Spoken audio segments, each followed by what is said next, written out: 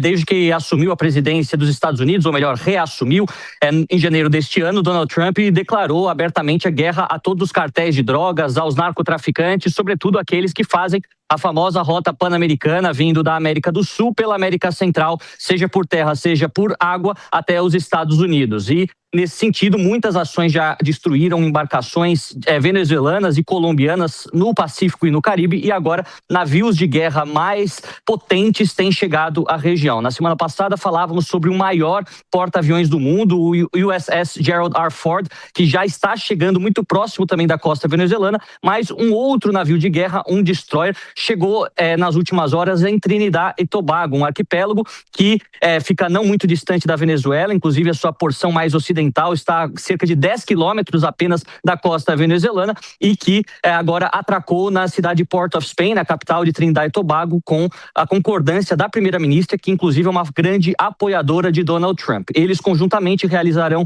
exercícios militares e, segundo Donald Trump, o objetivo não é político ou geopolítico, mas é enfraquecer todas as embarcações ou todos os narcotraficantes que utilizam aquela rota para chegar aos Estados Unidos. Nicolás Maduro, por sua vez, acusa os Estados Unidos de estarem criando uma guerra e também, durante os últimos dias, realizou exercícios militares na costa venezuelana, preparando para uma possível incursão ou ação dos Estados Unidos diretamente ao seu território. A gente sabe que essa situação de animosidade é crescente, é preocupante e poderia também afetar o Brasil, considerando que a Venezuela é um país fronteiriço com o nosso, e isso poderia representar uma nova crise de refugiados. Enfim, o Brasil, através do presidente Lula, também se colocou à disposição para fazer essa mediação entre Venezuela e Estados Unidos, mas por enquanto não há uma resposta definitiva em relação a isso. A semana está apenas começando, mas ficaremos de olho como isso irá se desenrolar e se de fato acontecerá alguma ação mais intensa, mais decisiva por parte dos Estados Unidos no Mar do Caribe e principalmente na Venezuela. Comunicado, o governo venezuelano também reagiu à chegada do navio de guerra americano.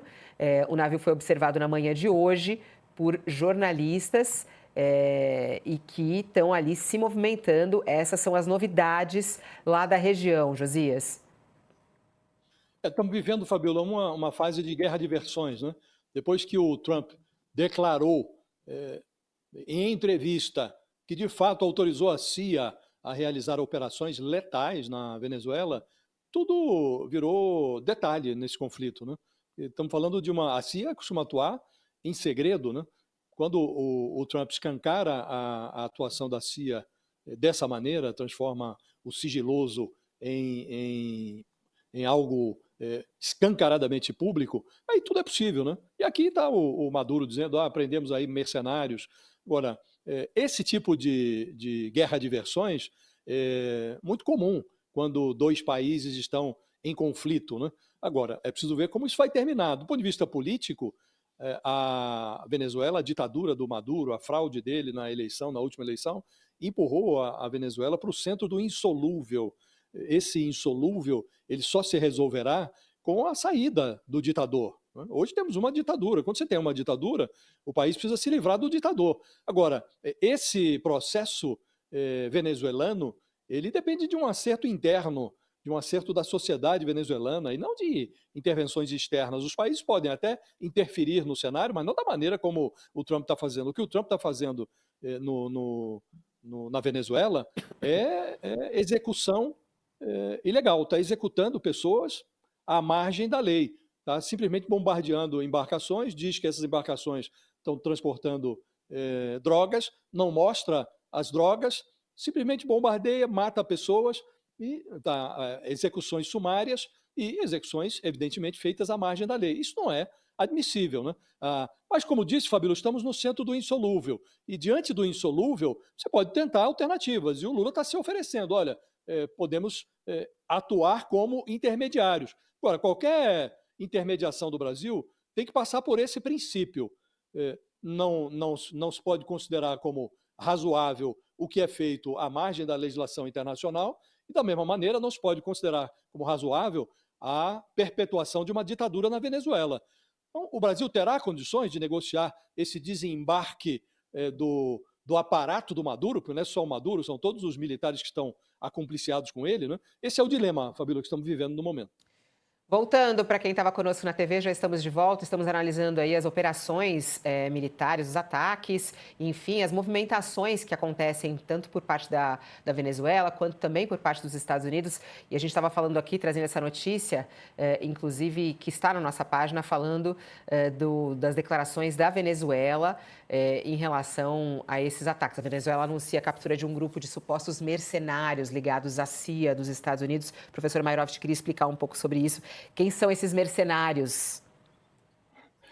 Na realidade, começou, como o Josias já lembrou, a chamada guerra de propaganda. E quando ela começa e por que que ela começa? Então, ação e reação. Tudo começa com a inteligência norte-americana e o governo Maduro colocando a questão do tráfico de drogas proibidas na Venezuela. Os serviços de inteligência norte-americanos e também os europeus faz tempo, apontam o problema na foz do rio Orinoco, que é o principal rio venezuelano e também um dos principais rios do mundo. E ali na foz, os serviços de inteligência, inclusive com fotografias e etc., mostram como se dá o tráfico de drogas com saída, inclusive com hidroaviões pousando o tempo inteiro, descarregando, isso tem tudo imagem. E por trás disso tem uma cobertura de militares que ficaram milionários e que dão sustentação à ditadura do Maduro.